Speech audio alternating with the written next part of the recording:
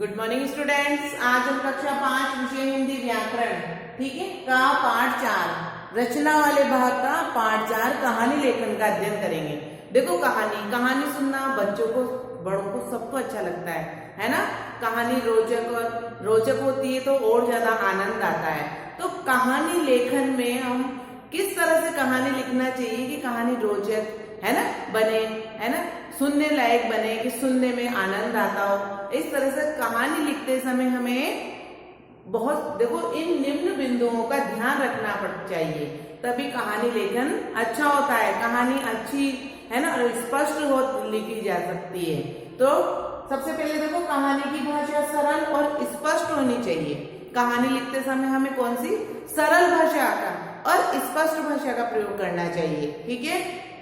और कहानी की घटनाएं क्रमबद्ध, हम कोई भी कहानी लिखे एक क्रमबद्ध होना चाहिए। जैसे क्रम क्या होता है, क्रम 1 2 3 4 एक क्रम है। हम 1 के बाद 4 नहीं लिख सकते, है ना, 8 नहीं, 1 के बाद 2 3। तो कहानी में घटनाएं, पहले कौन सी घटना घटी थी, उसके बाद कौन सी घटी थी। एक जैसे देखो उदाहरण के तौर पर एक जंगल था, वहां पर एक है ना एक शेर रहता था। ये एक क्रम में चल रहा है, हम पहले ये नहीं लिखेंगे एक शेर रहता था और एक जंगल था, उल्टा सीधा नहीं, एक क्रम में। जो भी घटनाएं कहानी हम कोई से भी लिखें, उसको लिखते समय जो घटना जब घटती है उसको क्रम से ही लिखना चाहिए, तभी कहानी सही और सटीक होती है। और उसके बाद रोचक, कहानी रोचक होनी चाहिए, रुचिपूर्ण होनी चाहिए, पढ़ने में आनंद आए, ठीक है। और वाक्य, कहानी लिखते समय उसके वाक्य छोटे छोटे और क्रमबद्ध और स्पष्ट होने चाहिए, ठीक है। और शिक्षाप्रद कहानी अगर कैसी होनी चाहिए कि उस कहानी को पढ़कर है ना उससे जीवन में कुछ ना कुछ शिक्षा मिले, और उद्देश्यपूर्ण कहानी, उसमें कुछ ना कुछ उद्देश्य छिपा हो बच्चों के लिए। तो इस तरह कहानी लिखते समय निम्न बिंदुओं का ध्यान रखना आवश्यक है। देखो एक तो आपके देखो प्रश्न आता है निम्न बिंदु पर कहानी लिखिए। एक प्रश्न आ जाए निम्न बिंदुओं के आधार पर, दिए गए बिंदुओं के आधार पर कहानी पूरी लिखिए। जैसे केवल कहानी का नाम आ गया और कहानी लिखिए, और एक इस तरह से कहानी का नाम आ गया और बिंदु है ना, एक शेर, गाय, जंगल, शेर द्वारा हमला, इस तरह से आपके बिंदु आ गए, है ना। और आपको कहानी उन बिंदुओं का ध्यान रखते हुए उन बिंदुओं को देखकर है ना आपको कहानी लिखनी है इस तरह से। जैसे शेर, फिर ये डेडेश है ना जंगल, फिर डेडेश 4 गाय, ठीक है, 4 गाय, इस तरह से डेडेश करके है ना शेर का गाय, एक एक करके गाय, शेर का एक एक गाय,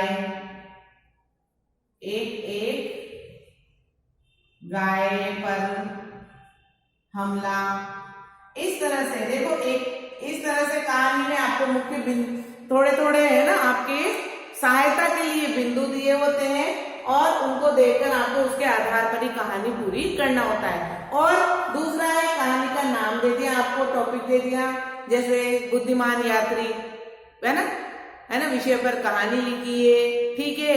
एक मूर्ख गधा विषय पर कहानी लिखी है, तो उसमें आपको कहानी स्वयं लिखनी पड़ेगी अपने आप, और इसमें आप इन बिंदुओं की सहायता से कहानी पूरी कर सकते हो। तो आज हम क्या पढ़ेंगे, 4 गाय और शेर की कहानी, ठीक है, 4 गाय और शेर की कहानी। तो देखो एक जंगल में 4 गाय रहती थी, ठीक है, और वो आपस में गहरी दोस्त या मित्र थी, ठीक है।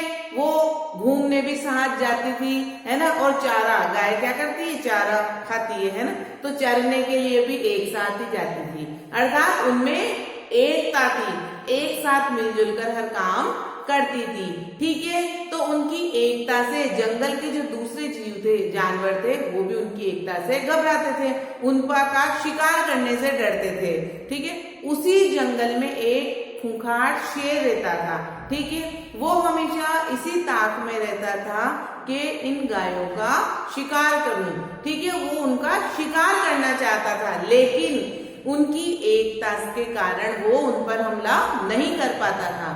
एक बार उसने एक गाय पर हमला भी कर दिया और उसका परिणाम क्या हुआ, बाकी की 3 गाय है ना सबने मिलकर उस शेर को है ना मारकर भगा दिया और वो डरकर भाग गया।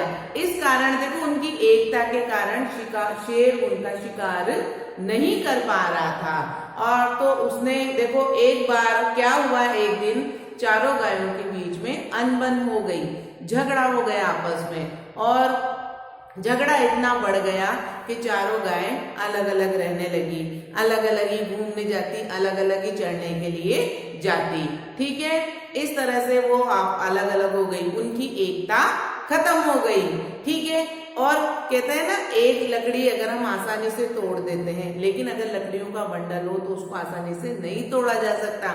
अगर एक व्यक्ति कमजोर होता है लेकिन अगर इकट्ठे 4-5 रहते हैं तो उनमें बल होता है, एकता में बल होता है। तो उन चारों गाय वो जो अलग अलग अपने अपने हिसाब से चढ़ने और घूमने लग गई थी जंगल में, और शेर ये इसी ताक में बैठा हुआ था कि कब वो अलग अलग हो और उनका शिकार करे।